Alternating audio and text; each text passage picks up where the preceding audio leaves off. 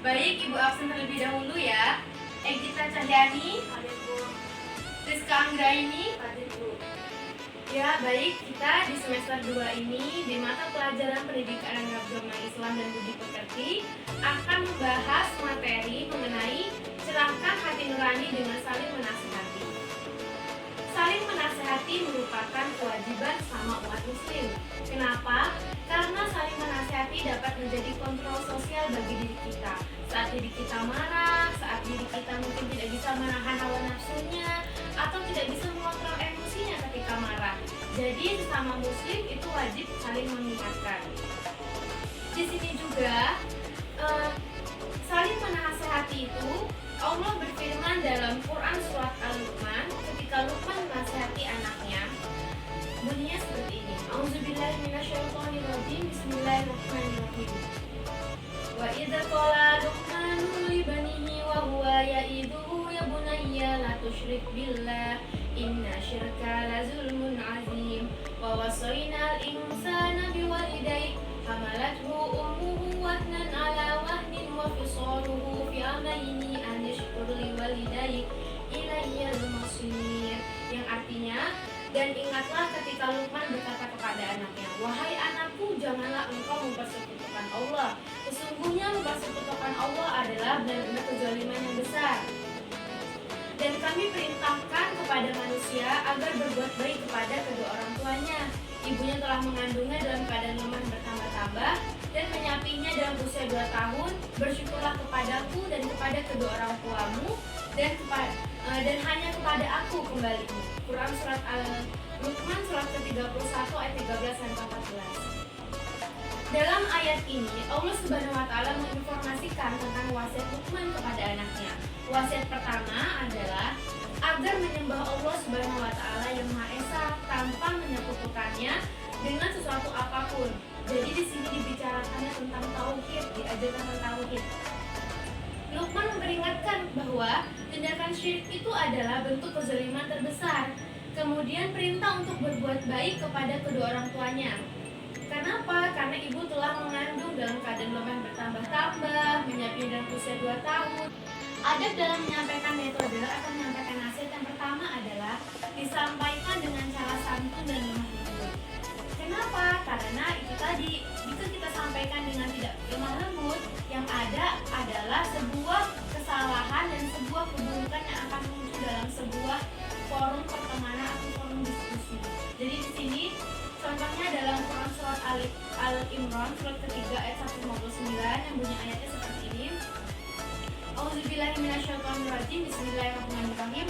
Fabima rahmatin minallahi lintalahum walakum tafadzal walizul qalbi lan faqdu min haulika fa'fu anhum wastaghfir lahum wasyawirhum fil amr fa idza azamta fatawakkal 'ala Allah innallaha yuhibbul mutawakkilin. Yang artinya, maka berkat rahmat Allah engkau Muhammad berlaku lemah lembutlah terhadap mereka. Sekiranya kamu bersikap keras dan berhati kasar, tentulah mereka menjauhkan diri dari sekitarmu. Nah, karena itu maafkanlah mereka dan mohonkanlah ampunan untuk mereka dan bermusyawarahlah dengan mereka dalam urusan itu. Kemudian apabila engkau telah membulatkan tekad, maka bertawakallah kepada Allah. Sungguh Allah mencintai orang-orang yang bertawakal. Quran surat Al-Imran surat ketiga ayat 159. Jadi yang kedua yaitu memperhatikan tingkat pendidikan. Memperhatikan tingkat pendidikan yaitu dalam berdakwah kita harus tahu tingkat pendidikannya. Ada yang SD, ada yang SMP, ada yang SMA, ada yang SMK, ada yang jenjang perkuliahan tinggi. Semua tingkatnya itu berbeda-beda. Jadi kita harus bisa menyesuaikan bahasa kita dengan mereka agar mereka paham dengan perkataan kita. Dan yang ketiga, menggunakan bahasa yang sesuai. Nah tadi, bahasa juga harus sesuai karena setiap dakwah itu kan di daerah masing-masing. Daerah pun berbeda-beda, ada yang bahasanya seperti ini, ada seperti itu. Nah itu berbeda-beda, jadi kita juga harus bisa menyamakannya. Sedikit-sedikit harus bisa menyamakannya. Yang keempat, memperhatikan budaya. Budaya ini juga sangat diperhatikan. Kenapa? Karena di sini di mana bumi dipijak, di situ langit dijunjung. Pepatah ini diperlukan dalam dunia dakwah. Seorang dai yang tidak menghargai budaya setempat bukan saja sulit mendapatkan simpati, tetapi bisa juga tidak punya kesempatan berdakwah lagi ketika masyarakat itu sudah tersinggung menyambung dengan perkataan yang didakwahnya tadi. Yang kelima adalah memperhatikan tingkat sosial ekonomi. Kenapa? Karena tingkat sosial ekonomi itu berbeda-beda di setiap daerah. Jika secara ekonomi mereka termasuk dalam kategori yang mustahik. Mustahik itu apa? Mustahik itu adalah orang yang berhak menerima zakat. Karena miskin, jangan didominasikan tentang kewajiban zakat. Jadi kita harus memotivasi mereka. Kenapa? Agar mereka itu bukan lagi menerima, tapi mereka yang memberikan zakat. Jadi di sini selanjutnya itu tidak lagi menjadi, jadi mereka sebenarnya tidak menjadi mustahik, tetapi menjadi muzaki. Muzaki itu apa? Orang yang mengeluarkan zakat karena sudah mandiri secara ekonomi. Nah, yang keenam, memperhatikan usia objek dakwah. Usia objek dakwah itu memang berbeda-beda. Jadi di sini juga pada prinsipnya itu semua orang punya potensi untuk menerima nasihat dan dakwah kita. Tapi adab kita dalam menasihati itu harus dilihat lagi, harus diperhatikan lagi, harus lebih dipelajari lagi. Yang ketujuh yaitu yakin dan optimis. Kenapa yakin dan optimis? Karena kalau tidak yakin, bagaimana mereka pun bisa yakin dengan apa yang kita katakan. Itu. Yang kedelapan adalah menjalin kerjasama. Kerjasama itu perlu dijalin dengan contohnya kerjasama dalam pemerintah, sebuah pemegang kekuasaan tertinggi pemerintah kan. Jadi di sini juga mereka harus saling bekerja sama dengan apa?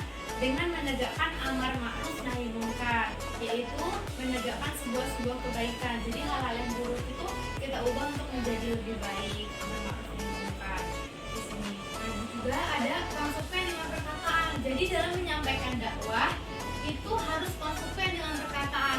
Kenapa? Karena jika tidak konsekuen dengan perkataan, bagaimana mereka bisa mau mengikuti apa yang kita katakan? Contoh kita, kamu harus puasa bulan Ramadan, begini. Tapi kita sendiri tidak puasa bulan Ramadan. Nah, jadi bagaimana mereka ingin mengikuti nasihat kita karena kita sendiri tidak puasa di bulan Ramadan? Jadi kita harus konsekuen dengan perkataan. Jadi dalam berdakwah kita pun harus bisa menjadi contoh dalam masyarakat, contoh yang baik untuk diikuti dan diambil yang baik-baik. Nah, di sini juga dari Quran surat Al-Imran tadi yang menjelaskan tentang bersikap lemah lembut, di sini maka kan berkat rahmat Allah engkau Muhammad berlaku lemah lembutlah terhadap mereka. Nah, di sini dalam menyampaikan dakwah janganlah kita bersikap keras dan berhati kasar. Jika kita bersikap seperti itu, tentulah mereka menjauhkan diri dari sekitar kita. Mereka tidak mau berteman dengan kita, mereka tidak mau berdiskusi dengan kita. Kenapa ya? Karena sikapnya yang keras dan hatinya yang kasar. Maka dari itu kita harus bersikap lemah lembut, harus tahu etika, sopan santun, itu sangat penting. Nah, di sini juga hikmah dan manfaat nasihat. Hikmahnya yaitu nasihat orang lain merupakan kontrol sosial pada saat kita terlena dengan kehidupan dunia. Yang kedua, mengusahakan diri kita ini untuk konsekuen dengan perkataan kita. Dan yang ketiga, selalu menjaga kebersihan hati dan pikiran kita. Yang keempat, terjaminnya tali persaudaraan bersama muslim. Persaudaraan sangatlah penting. Kenapa? Karena setiap muslim yang selalu menyambung tali silaturahmi kepada saudaranya itu akan diberi keberkahan oleh Allah Subhanahu wa taala. Maka dari itu kita harus terus menjalin tali silaturahmi kepada saudara-saudara kita. Yang keempat, menerima nasihat dengan lapang dada. Maksudnya adalah saat kita diberikan nasihat dari orang lain, kita pun harus bisa berlapang dada dengan nasihat-nasihat tersebut. Kenapa? Karena setiap nasihat, pendapat itu berbeda-beda. Jadi kita harus bisa berlapang dada dalam menerima nasihat-nasihat yang masuk untuk diri kita itu. Karena orang cerdas adalah orang yang tahu kebaikan maka dia mengikuti, dan dia tahu keburukan maka dia menjauhi keburukan tersebut. Dan yang kelima yaitu menjalin silaturahmi dengan sesama umat. Kenapa? Karena tali silaturahmi itu sangatlah penting. Jadi kita sebagai umat muslim harus menyambung tali silaturahmi dengan sesama muslim, sesama tetangga, sesama saudara, semua pun harus terjalin. Karena kita akan diberi keberkahan oleh Allah Subhanahu wa taala jika kita selalu menjaga tali silaturahmi dengan baik. Yang keenam adalah saling bahu membahu dalam memecahkan sebuah masalah. Jadi di sini bisa dengan cara saling tolong menolong dengan sesama umat, saling memberi bantuan, saling bahu membahu. Jadi kita harus bisa peduli dengan teman kita ataupun dengan saudara kita dengan cara saling tolong menolong selagi kita masih bisa menolongnya. Yang ketujuh adalah selalu berupaya untuk menegakkan kebenaran. Kenapa? Karena kebenaran harus selalu ditegakkan. Dan yang kedelapan, selalu meningkatkan wawasan dengan cara apa? Membaca buku, menonton kajian, menambah ilmu-ilmu yang bermanfaat, itu sangat bagus untuk diri kita. Yang kesembilan, berusaha mengubah kemungkaran yang ada di lingkungan sekitar kita. Jadi kita bisa menjadi contoh yang baik di lingkungan kita. Nah, yang ke-10, pasukan dengan perkataan. Yang Ibu bilang tadi, pasukan dengan perkataan adalah kita harus mencontohkan apa yang kita katakan. Jadi kita mengatakan kita harus berbuat baik, kita harus sholat 5 waktu. Berarti diri kita pun harus seperti itu. Jadi apa yang kita katakan itu yang kita contohkan. Nah, sekian ya dari materi dari Ibu.